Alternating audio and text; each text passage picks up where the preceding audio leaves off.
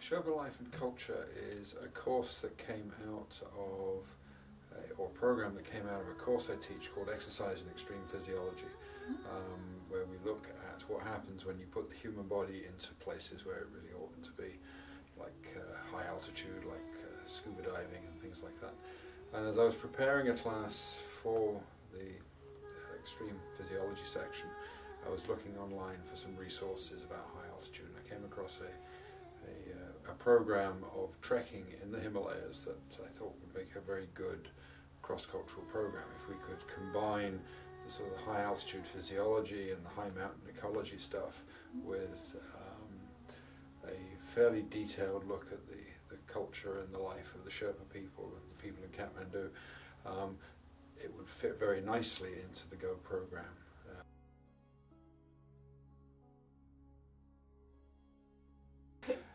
We were lucky this time, extremely lucky, in that we got delayed flying up into the mountains. And what that did was it created an extra day while we waited for the weather to clear up in the hills before we could fly.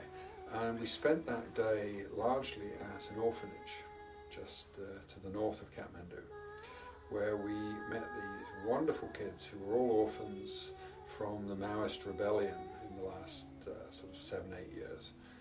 And we've since been able to raise some funds and develop a relationship with the people who run the orphanage.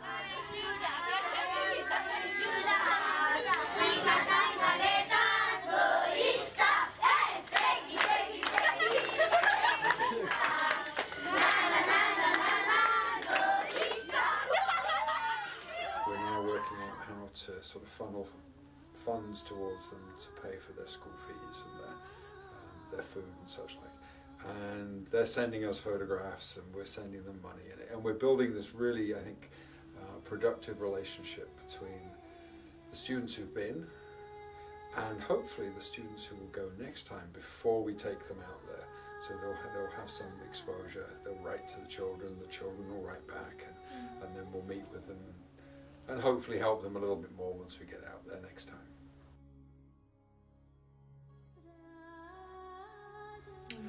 Up in the mountains, what's my favourite place? What's my favourite thing? There is a valley just to the north of a town called Fariche, and it's a valley that you take as you walk up towards Everest, or as you walk up to the base camp. You can't see the base camp, or can't see the mountain at this stage because it's behind other hills. But there's this massive glacial valley with, at the very far end of it, Chola Lake. And Chola Lake is formed by the Chola Glacier that blocks off the head of the valley. And as you walk up this thing, you're just surrounded by these massive mountains that rise about 10,000 feet above you either side. And it's the scale and the enormity of the place. It gives you a real sense of perspective.